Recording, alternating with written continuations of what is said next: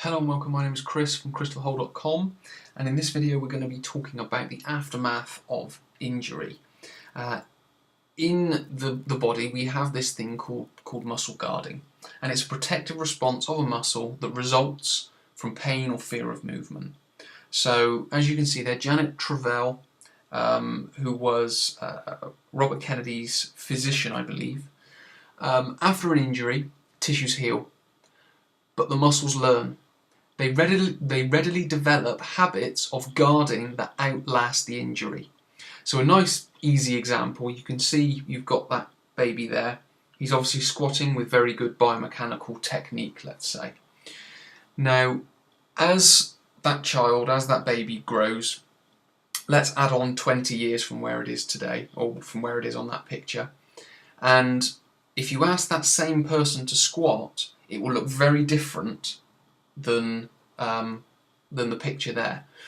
And you could probably say the same for yourself. If you looked at yourself squat when you were 1-2 years old, it's probably very different to the way you squat now. This can be down in part, and I say in part, to this thing called muscle guarding. Because what's happening when you become injured, let's say you twist an ankle,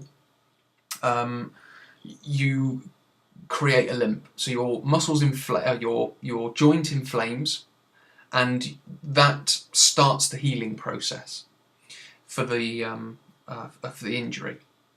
But what happens is muscles adapt and change. When you then get rid of the injury and it finishes and you become not injured anymore, let's say, or the pain goes away, which then you assume you're not injured anymore, you then just carry on with normal life. And it's this aftermath that changes how you move, because there will probably be some restriction of movement.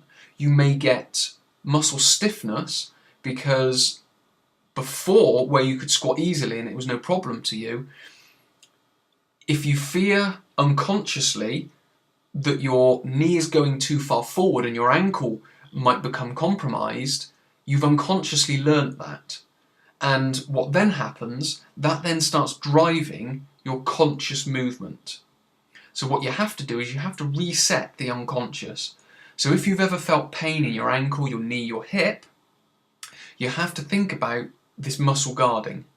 So you can't just, if you're going to correct your squat, you can't just rely on, let's say, strengthening exercises to do it. You have to think about your perceptions, so your fear of different movements. You have to think about stretching and mobility of that joint, plus the joints around it. And what you also have to do is you have to relearn movement, and you have to become confident in those movements, because if you've got fear of movement, then that muscle guarding is always going to be there. It seems a little bit of an abstract concept, but it's a let's say a true concept that's out there. So if you do have, let's say, poor technique, or you're worried about your joints as you're getting older, then what you have to do is you have to address your perceptions of movement. You have to address your past injuries and what's happened to them, not only in sort of, let's say, manual therapy or physical therapy, i.e. massage and like soft tissue release, or the removal of scar tissue and things like that, but also your fear of that movement. So it might be, I don't know, squatting down that caused an injury, or it might be running that caused an injury, which can obviously, when you start running again, you'll have this idea in your head, you'll feel somewhat susceptible. You get it a lot with people with low back pain. When they go to lift something off the floor and their back spasms and their muscles become all tight and stiff, they then have a fear of lifting again. So what you have to do is you have to retrain that movement. You have to build their confidence in that movement.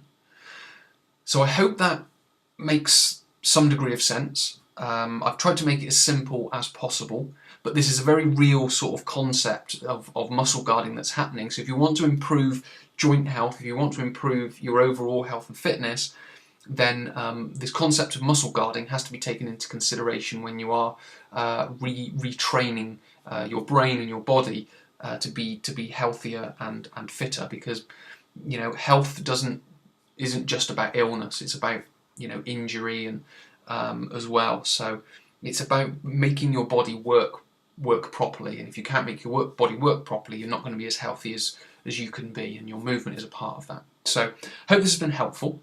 If you want to obviously learn more about it, come to the website, christopherhall.com, and I will speak to you in a future video.